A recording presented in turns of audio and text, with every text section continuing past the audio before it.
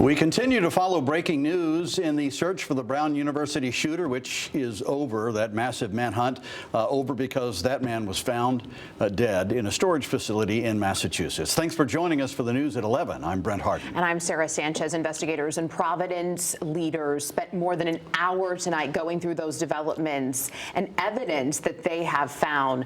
Let's get you caught up to speed here. The suspect has been identified as a 48-year-old former Brown University PhD student. Providence police say the suspect was found dead inside a car at a storage unit in Salem, New Hampshire. Police also say the suspect is a Portuguese national whose last known address was listed as Miami. And we've had live full coverage of this breaking story since it broke on Saturday. Tonight, Fox 61's Valerie Moravi joins us live from outside that press conference. She's at police headquarters in Providence. Valerie, there's a lot we're learning tonight about that suspect. What are some of the key takeaways to you?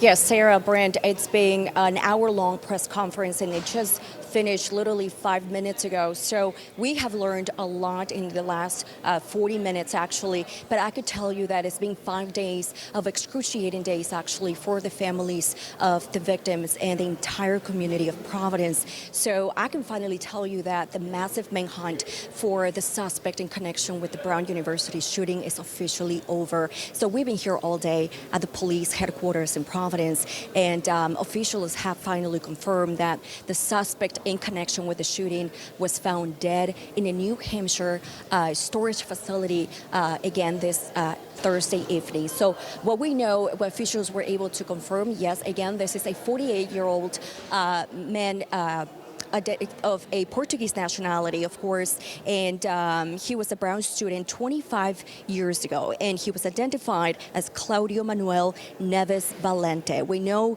that he was a legal permanent resident, and he arrived in the United States in August of 2000 with a student visa at Brown University. Officials also told us that he was enrolled from the fall of 2000 to spring of 2021, and he had a master in science and physics. Now, investigators also told us that they were able to get to Neves thanks to the person investigators wanted to interview prior. That happened actually Wednesday night. They told us that the person helped break this case. He actually came forward after those images were released last night and provided details after interacting with the suspect. Now, all this information actually led investigators to the license plate of the car that Neves rented in Massachusetts.